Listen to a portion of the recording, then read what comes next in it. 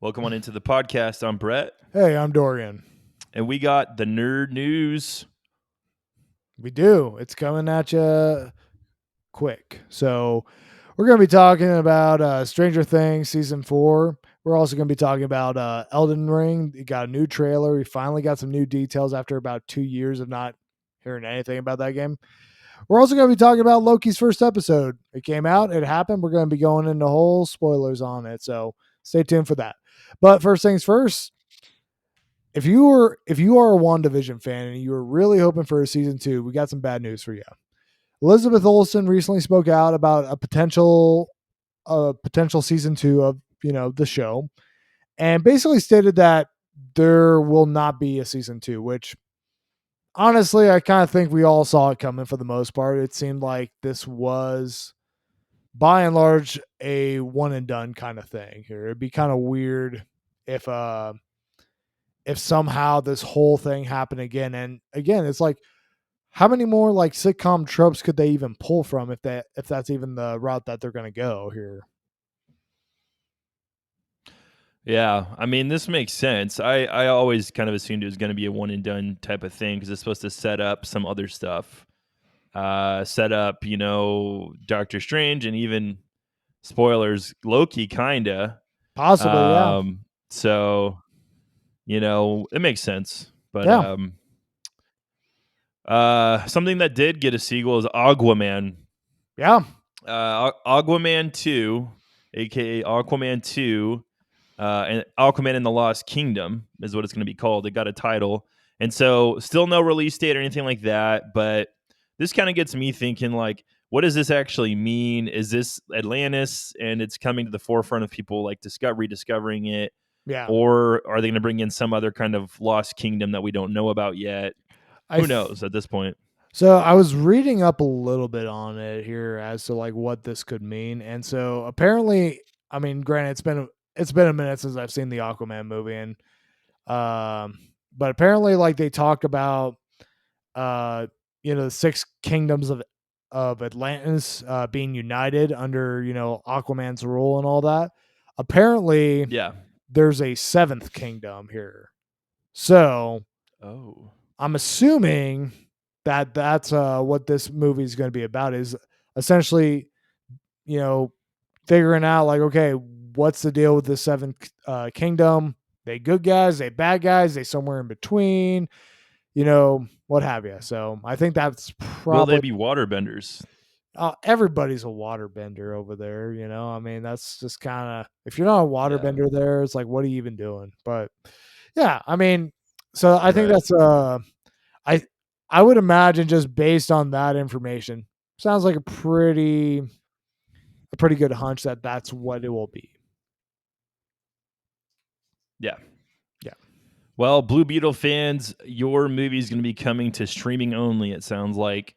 Reports are showing that the DC movie will go straight to streaming and will not have a theatrical release. This movie would be an HBO Max exclusive. No other details at this time. Yeah. I mean, he's not a tier character, S tier No. character.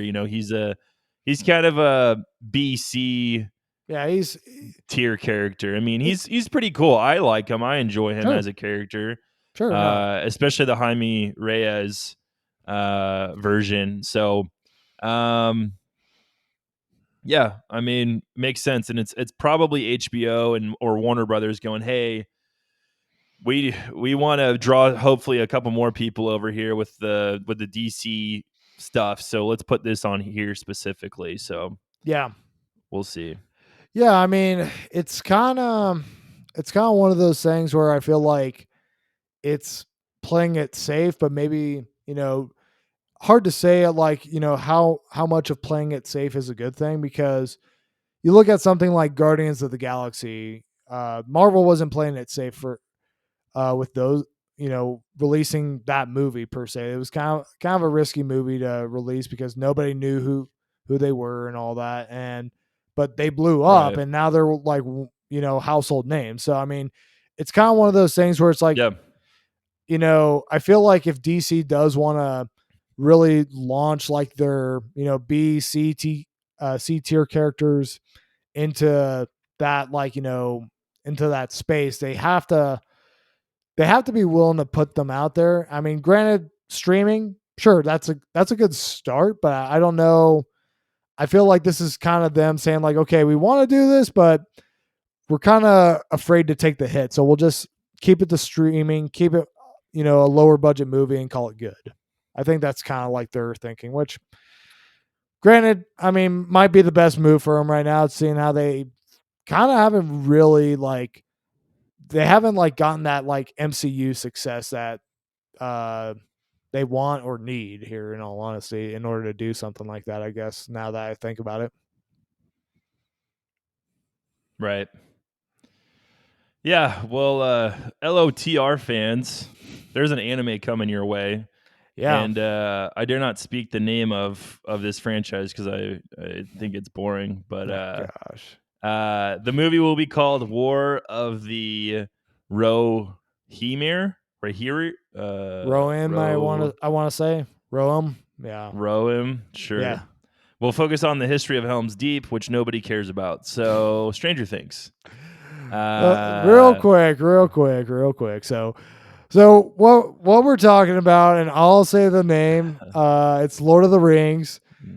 It's getting an anime, which most boring trilogy you shut your mouth here. today. So anyhow, this is one thing I never thought I would ever, say is like Lord of the Rings anime here. I kind of feel like that's just kind of something that's far removed. But I Yeah, guess like it's I guess everything's getting a anime treatment these days, or it's just yeah, especially if got especially like yeah. and I Go was gonna ahead. say in the comic world, there's this new series called Gotham that came out, and it's a straight up manga. It doesn't read like a typical manga. It's like a comic, but it's Okay. black and white, and is definitely going after that manga vibe. It's like a Red Hood story. I haven't looked at it, but Huh. it's kind of interesting. It's like a mainline DC title, but it's like a Interesting. manga light is what I'll call it. So Interesting. Okay. yeah. Yeah. So I mean, no, it's I mean, it but sounds like a good idea though. Like they I make the mean, fighting more interesting because I they'll probably do mean, anime style fighting. yeah, we'll see. I mean, I don't know. It's just such a weird announcement. It just kind of seemed like it just kind of came out of left field, and it's supposed to be coming to streaming. They didn't really specify which platform it's going to be on, so stay tuned for that, I guess. I'm guessing Amazon Prime. I I'm would guessing assume Amazon Prime just I, because they have the rights to the TV show. I would assume so. I think I heard somewhere that was going to be a Netflix thing, but I don't freaking know. We'll find out. Maybe, yeah. Yeah. Yeah. Well, there's been a bunch of Stranger Things casting lately, and I haven't heard about any of this actually. So I'm hearing about it, and I don't know these people, but Yeah, me maybe we neither. could pop pictures up of some of these people. Sure. Amy Beth McNulty will play Vicky, a band nerd. Yeah. Miles Truitt will play Patrick, a Hawkins basketball star. Mm-hmm. Regina Ting Chen plays Miss Kelly, a popular guidance counselor. Yeah, I was. And then Grace Van Dyne will play Chrissy Hawkins, lead cheerleader that has a dark secret. Yeah. So I gotta say, like, I don't know if popular and guidance counselor necessarily go in the same sentence Oh, with each I know other. what it means by just that verbiage. Oh, She's the little boys are gonna have a I get crush on her. I'm I get what guessing. you're saying. Yeah. Yeah. So So I haven't heard of any of these people, but it's Stranger Things, and I'm excited for more news.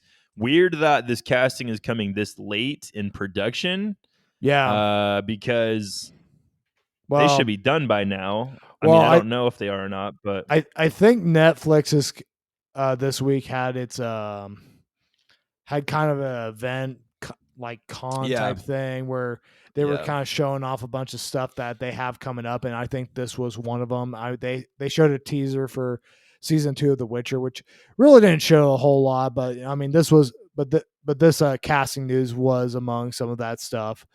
I mean, so I'm guessing like with this news and like the fact that they're having more and more high school essentially roles come out of this casting, that this is essentially, you know, pretty much confirming that Mike and all the other kids, 11, they're going to be in high school and going to Hawkins Elementary, just because, I mean, or Hawkins High, I mean, and um, I don't know. I mean, it's kind of getting to the point where we got like a decent amount of characters in Stranger Things already. It's like how much more are we gonna put? How many more characters are we gonna put in? Because we still got like the other 10 kids from the Hawkins lab that we still need to see and hear from. So Yeah. yeah, Very true. Yeah, I'm sure these will be smaller roles as you phase out the characters of old. We lost Billy obviously last season. yep, There's little characters that were like not like main characters, but they were around. So I'm yeah. guessing that some of these, like I can see Vicky, the band nerd, being like a love interest maybe of Dustin or one of the other kids that are in band. Well, Uh, hold up. Dustin's got that one chick in Utah here. that was many moons ago. But then like the basketball star, maybe the girl, maybe it's just like different little love interests or little pieces here and there. With the exception of maybe the last character, Chrissy Hawkins, maybe joins kind of the crew. I don't know. Yeah, We'll see. yeah, yeah.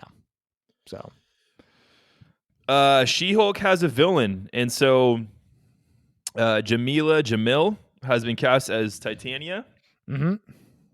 For those of you who don't know what she looks like, here you go. Her powers are really similar to She-Hulk.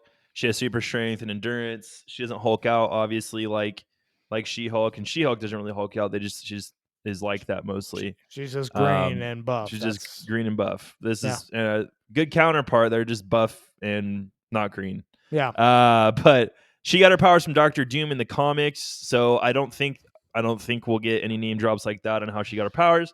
But this could essentially be a small Easter egg into a potential Doctor Doom showing up yeah, either around this show or sometime after. So yeah, stay tuned for that. yeah. For sure, for sure. Andor has made some more casting, and they're bringing Saw Guerra back. So this is not confirmed yet, but the info comes from an interview with Stellan Skarsgård, who he's one of the stars of the show, who reported he shot a scene opposite of Forrest Whitaker as Saw Gerrera. For those who don't know who Saw Gerrera is, he was in Rogue One. And if you're a fan of the animated series, he's been in Clone Wars as well. Yeah, So yeah. He's been popping up a lot recently. He was in Jedi Fallen Order for a minute. yeah, I think he was in Rebels as well, Yeah, I'm pretty if I'm not sure mistaken. I'm pretty sure he Yeah. was in there as well. But yeah, so I mean, yeah, no, I mean, I'm curious on when this show is actually going to be coming out here, just because, I mean, it seems like we've been hearing about it, but nothing's actually been coming to the forefront on it. So Yeah, I know they've been shooting it for a while, and I'm sure they're getting close to done. So I think we'll see something soon, maybe a teaser or something like that. yeah, Other than the one we got during the Disney investor thing. yeah, Um, a certain game we both enjoy, Overwatch, gets crossplay finally. yeah, yeah, It's gonna start out as a beta. It will require a BattleNet account to use. Can't do crossplay with consoles and PC players on competitive though, and that makes sense for a variety of different reasons. very much so. Uh, but how has it taken this long to do this? I mean, there's I'm kind of on both sides of the argument here on this, because I mean, granted, crossplay is kind of a new thing that just started happening, a couple years ago, but at the same time, it's like when you got like a smaller game like Rogue Company, doing crossplay like already, it's kind of Yeah, like okay, maybe you should probably start getting your ducks that in a was row here. that was my exact example I was going to give. Yeah, Was Rogue's Company, because obviously Fortnite's huge. You right. got Apex. Apex Well, is cross-platform as well. yeah, I think it is, at least. I can't remember, but yeah. I think it might be, but But no, I mean, honestly, I mean, I'm glad this is happening. This is it's overdue. I would have very much appreciated this about a year ago when we all couldn't hang out with each other and we had to like do it via remote, like digitally and all that. Like this could have been like another game Yeah. we could have Yep. actually played, but you know, For sure. time. I mean, hey, it's here. I mean, and granted, like I would assume this is probably like soft confirmation that Overwatch 2 will most likely be crossplay as well here. So that's that's good. Yeah. Yep. Yeah. For sure. Arcade One Up is releasing another banger. Okay, so those of you unfamiliar with Arcade One Up, it's a brilliant invention by these guys. So basically, they make like retro mini not like super mini, 3/4 size cabinets. Yeah. Roughly, I think that's what they marketed as. I can't remember. Like arcade cabinets of classic games. So they have like Street Fighter 2. They got Turtles in Time. They Mortal have Mortal Kombat. Kombat. They have like a bunch of different versions of Mortal Kombat.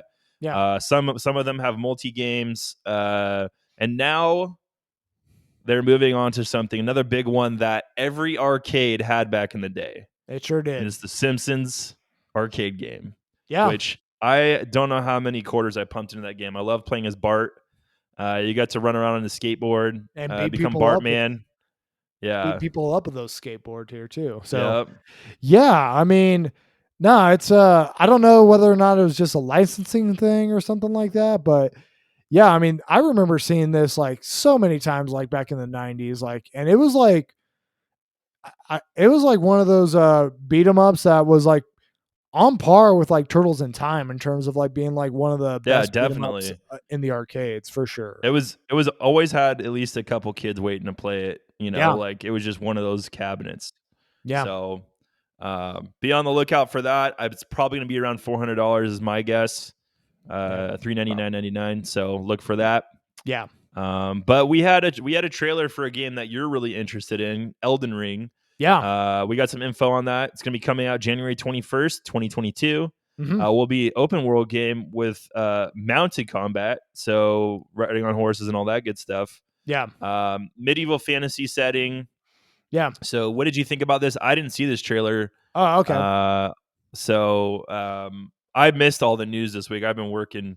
I know you've been working like crazy too, but Yeah. I didn't see this trailer. So, what do we see? So, I mean, just to kind of give some people some background on this. So, basically, this is going to be the next game coming from the Dark Souls guys from Software. So, this is kind of a big one for them just because this is like their A team working. They've been working on this one for a while. They got George R. Martin helping build the world with them. So, they also got it's going to be their first like open world game essentially here, but it's going to be essentially think like Dark Souls, but just open world, which is kind of nuts here. So, but just from Yeah, seeing this trailer, I am very excited for this game. I mean, it looks great.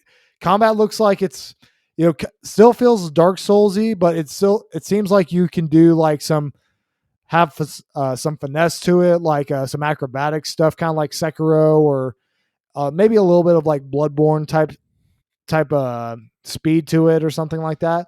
The world looks great, looks very interesting. I'm really looking to explore it and just kind of like see what it's all about. And I'm very interested to see what George R. R. Martin is going to be bringing to the table because he's developing the lore for this world, and I'm just very interested to see like how he's developing it and like all that good stuff. So yeah, I think it's this is one of the games I really wanted to see at E3, and here's the thing: it's like mission accomplished. We didn't even get to E3, and we're already seeing this game and God release date, like no less. So yeah, I'm yeah, about it. I'm satisfied on this news here, to say the least. for sure. Yeah, Yeah, I think it'll be cool. I mean, I don't know. I'm not as deep in the lore of these games as you. I obviously played Dark Souls 3 and Bloodborne. yeah, And so I like them a lot. They're challenging. yeah, And I'm guessing this game's going to be just as challenging, if not more. So, yeah. excited to see what that brings. Yeah. Yeah, for Um, sure. well, that's it for our nerd news. Let's head into our roundtable review, Dorian. So Talk about Loki. yeah, so we're going to be talking about Loki episode 1. We're going to be going into spoilers. So if you haven't seen it, turn off the video, shut off the podcast, come back, listen, or just don't care.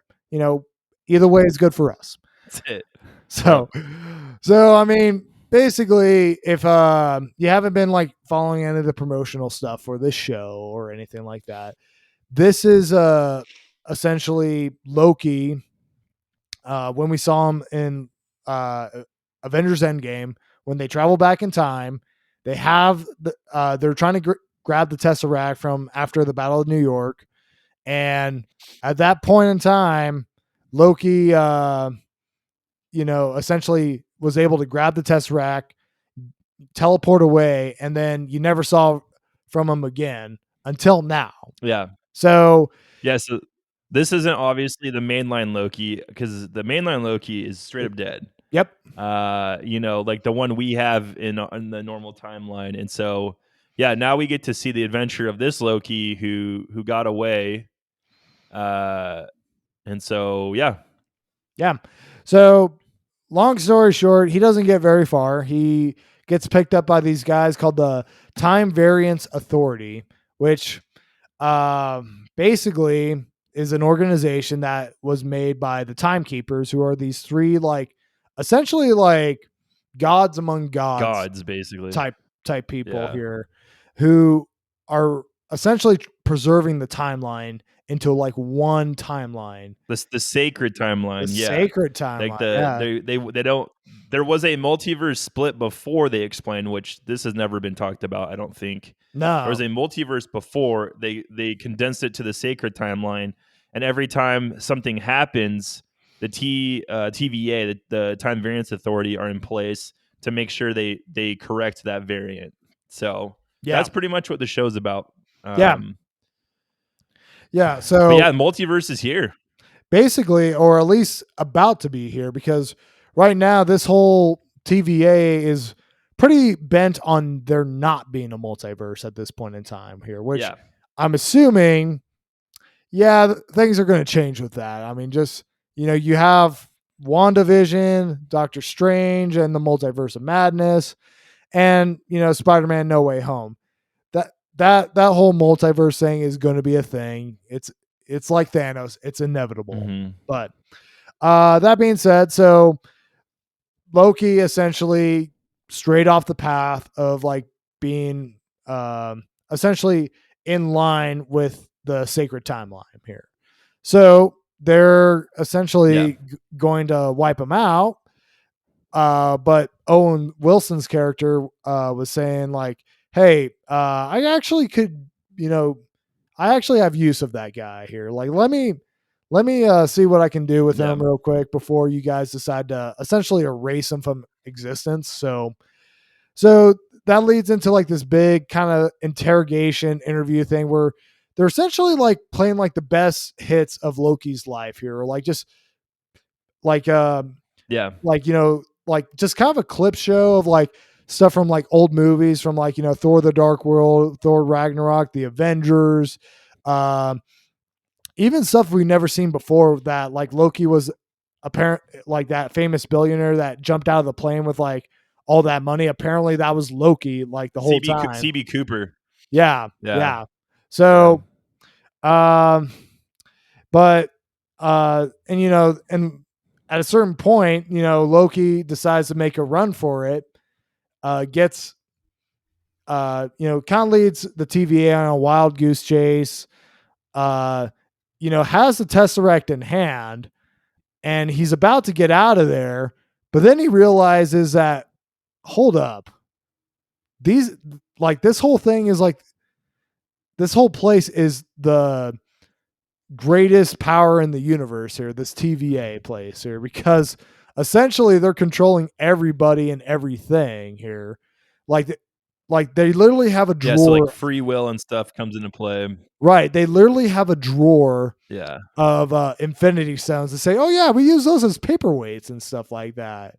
And Yeah.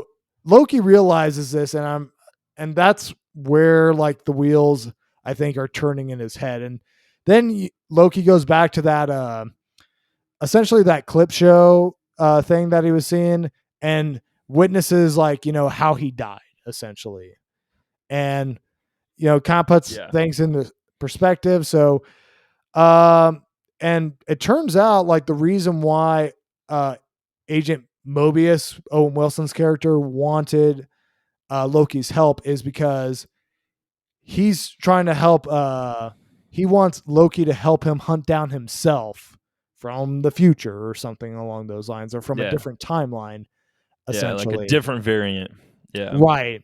And so that's pretty much where the episode leaves off here. So, uh, your thoughts, Brett?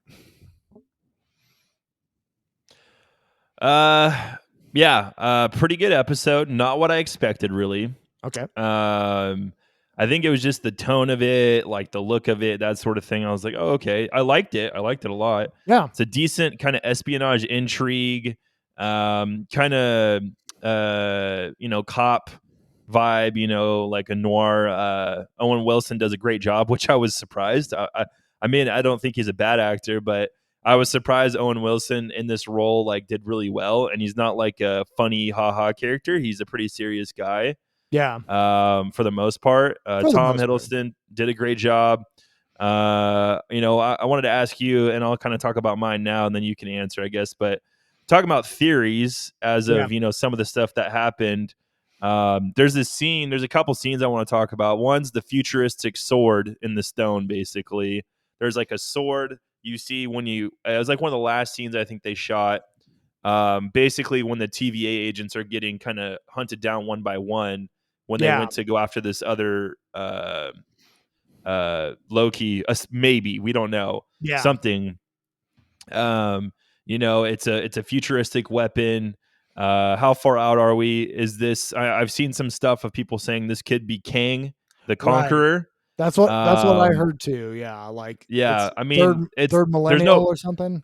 Yeah, it's because he's from the future. I mean, there's no reason to believe it is or isn't. It just could be a cool weapon. I don't know. Yeah. But kind of who is Agent Mobius? I'd like to know more about that. Like, uh, they talked about how they what were the names of the gods? I can't remember. The timekeepers, is that their Uh, name? yeah, the timekeepers. Yeah.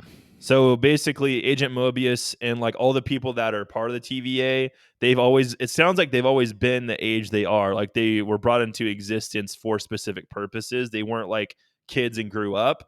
Hmm. And so I'm kind of wondering, like, what is Agent Mobius? Does he have other motives? Is who he says he is? Yeah. You don't bring in someone, I don't think, like Owen Wilson to play kind of a small character. Maybe you Yeah. do. I don't know. Yeah. Um, could we, and then there was another scene I want to talk about. So in the episode, you're kind of getting these glimpses before the big bomb drops that the person they're hunting is another Loki. You see Owen Wilson's character before he gets introduced to this Loki, kind of going through time he's following the footsteps of these killings and stuff or things that are happening. Yeah. And he goes to this church and there's this little girl who he finds and she has like gum from the 70s or something. Yeah. And it's like the 1800s, I want to say. And she goes, "Hey, who did this?" Basically, and she points to like a stained glass window, and it had like the devil on it, basically. Yeah. And so that makes me wonder: could we see the introduction of Mephisto? Yeah. Is he the one really behind Loki pulling the strings? That's a very real possibility, Yeah. or at least setting him up to come into the fold. So Yeah. I mean, people have been basically looking for Mephisto at like every nook and cranny in Phase 4 Marvel ever since WandaVision here, just because everybody was thinking, oh, it's Mephisto's behind all the stuff that's happening in WandaVision or something like that. But yeah, I mean, I don't know if we'll see Mephisto. I don't necessarily know if I see a whole lot of evidence for that. I mean, granted, the stained glass window was the first like maybe like real evidence of like something like yeah, Mephisto being a part of Phase 4, but I think it's really just like the fact that Loki just has like, the helmet with the horns in it, and The horns and stuff. I think Yeah, that's I totally think could be that's that. I think that's more in line of what it's referencing to be honest with you. Um, but one thing that I want to I ask, honestly think it'd be kind of lame though if the real villain was another Loki. I think that would be pretty dumb, honestly. I mean, But I I don't mean, know. yeah, maybe, maybe not. Or Depends how they do it. this variant Loki that we don't know of is essentially doing is like a part of something bigger, because obviously Kang the Conqueror Yeah, is confirmed, and and here's the thing, it's like with the Eternals showing up saying that we've never intervened until now. Could it be because there's going to be another multiverse war on the horizon here, and that's going to be the next big I'm climactic I'm thing guessing so. that the MCU is building up to? Because it's kind of one of those things where it's like, okay, you basically, uh, with the last conflict, it was essentially universal elimination here, or destruction with Thanos. It's like, how do you go bigger than that? Yeah, You throw in like the entire like infinite multiverses here, essentially. I think that's how you have to, that's how you top that, or where you go from there, because otherwise everything's going to seem kind of meh by comparison here. But yeah, yeah, definitely a solid starting episode. I I was definitely, entertained the whole time. I definitely think this yeah, is where the budget for the MCU shows went, because Falcon and Winter yeah, Soldier yep.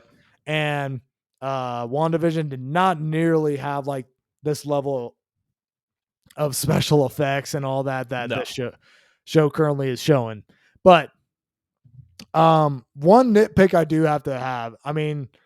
So there was a part where Loki is being brought before the council or whatever, or the judge, answering for his crimes, and he was saying like, "Hey, I didn't do this whole time travel thing. That was the Avengers. You should go talk to them." And I was kind of thinking like, "Yeah, no, yeah, that's true. Like that should have been like that they should be like going after those guys, or and like changing things up yeah. on that front." But then they qualify it with Oh, that they're was like, supposed to "Well, happen. they were supposed to do that." Yeah. And I'm just like, It's like, okay, "What?" that's just lazy writing here. But you know, but Yeah. besides that, no, I was entertained. I thought it was solid. Yeah, I'm interested to see where this is going, because I feel like now we might actually be getting into like really like setting up phase 4, because, or like at least like the big picture, because we kind of got a little bit of what it might be like with WandaVision, and like kind of some of the places it could or couldn't go. But I think, just based on like what we've seen so far, this could be setting up, you know, something a lot bigger, like showing us like exactly Yeah, where this is leading. That, like, where is like our next Thanos going to be coming from, essentially. for sure. Yeah.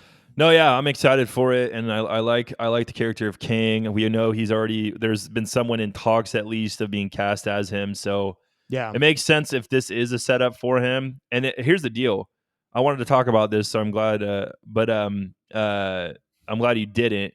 But basically, we're in the infancy of this new huge arc we're about to go on. We just finished a 10 plus year arc. Yeah. So this is like we might get introduced to the idea of King now Yeah. and not see any payoff for another 10 years.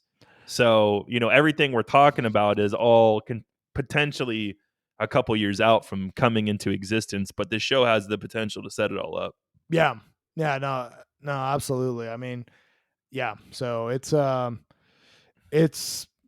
yeah. So who knows how far they will be going with it. Because obviously, we still have things like Fantastic Four and X-Men that are just still they still They're just have yet waiting.